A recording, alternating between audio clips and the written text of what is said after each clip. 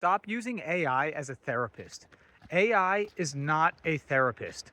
That's not what it should be used for, and it is terrible at it because what AI does is it flatters you. Now, I know that AI can have some good stuff to it, right? Like if you're looking up a concept, like let's say you have symptoms of something, you can use AI to look up, what these symptoms might mean, and it will scrape through a bunch of websites, and that can be better than just trying to Google stuff yourself and having to read all of it.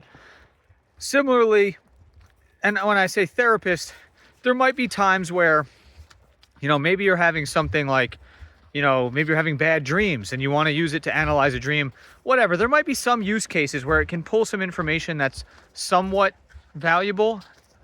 So I can say that like it can be used in some things like that. But if you're feeling depressed or anxious or going through a relationship struggle or something like that, AI is not going to give you the best answers, because a lot of times the answer you need is the answer you don't want to hear. A lot of times the answer you need is the answer of someone giving you a hard lesson, being brutally honest, whatever it is, especially amongst men. Like a lot of times what I need to hear if I'm going through something from a man is, first of all, if I need to take accountability for something. If I did something wrong from their perspective, I need to know that. And AI will not do that. What AI does is it flatters you. It constantly flatters you. Some people would call it blowing smoke up your butt. That's what it does. It basically flatters you so that you keep using it. AI is designed to try to make you feel good about yourself. And I've tested this pretty extensively because I started hearing from a lot of people that they were using AI as their therapist. And I'm just on a walk right now. Just finished my tea. I'm out here with the dog. It actually snowed. That's what the white is on the ground. It snowed even though it's spring here. But anyway, I was talking to some people about this, and then I went and started testing it. People were telling me they were using AI as their therapist, and I started getting freaked out. I'm like, this can't be good. So I started doing some experiments. I started putting some fake scenarios into AI. And by fake scenarios, what I mean is I was saying stuff like, hey, I've been having a relationship issue with such as this, and this is something that I'm struggling with, like this is the situation. And then the AI will always find a way to side with me. And no matter how ridiculous I make the scenario, it will find a way to either side with me, or even if it tells me that it thinks I should do something differently, it'll still try to flatter me and butter me up to the point of it being like, oh, well, it's not really your fault type of thing. Or, hey, I think that's a great idea. I did it with business ideas. I started giving it business ideas, like trying to treat it like a consultant. Big mistake as well. It starts telling you, oh yeah, that's a great idea. I think it's going to really resonate with your audience. Such a good idea. You should definitely do this. All that sort of stuff. I'm actually going to turn away because the creek is going to be too loud. And so, Vinny, come on, bud.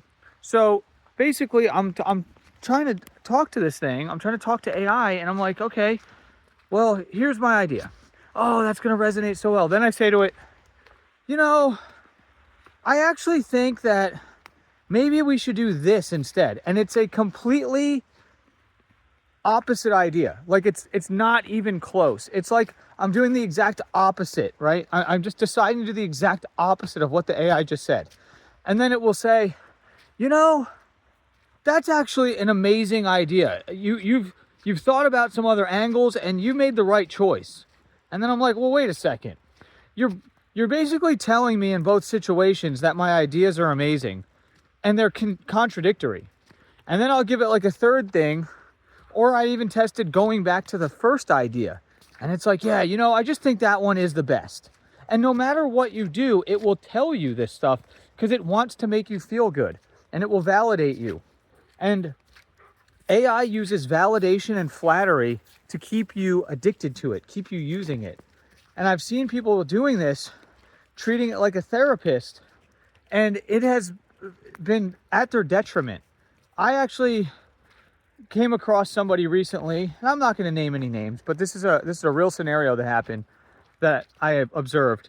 So this person, and I'm not even going to name the gender, I'm just going to say this person was having challenges with relationships. Now, they were having challenges with friendship relationships and romantic relationships pretty consistently over years. And in the most recent time, this person kept on having a scenario of losing friends or getting cut off from friends, or, relationships ending in sort of a blow up or a fight or whatever. And all romantic relationships kept ending. Now, here's the thing. This person started to say the classic line, "Oh, well, they're just a narcissist. Oh, they're just a narcissist. Everybody's a narcissist." It's like, what are we talking about? How is it possible that you could say that every single person is a narcissist here? That makes no sense. There's no way that you have encountered this many quote unquote narcissists. The word gets thrown around so much these days.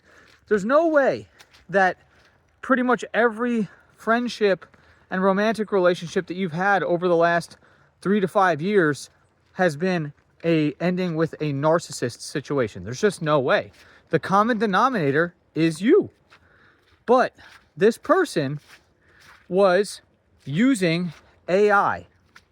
They were using AI, and they were using AI as their therapist because they didn't like the therapist that they had worked with before.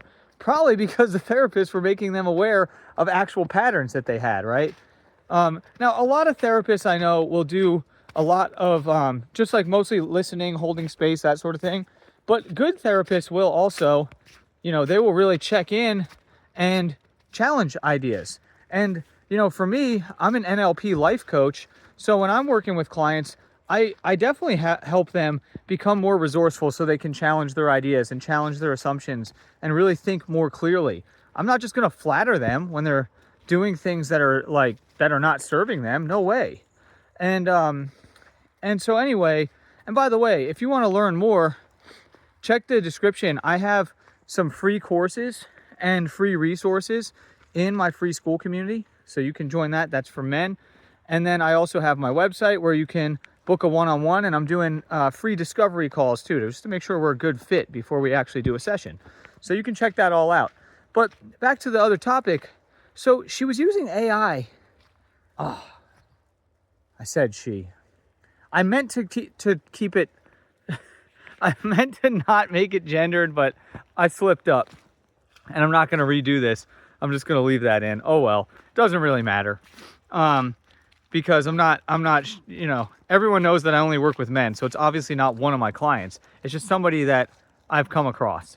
And this is just one example, but I've actually talked to a few people where I've seen this problem.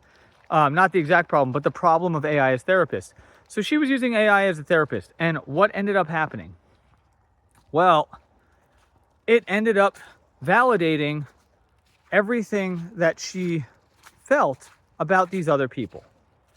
Now, here's the thing.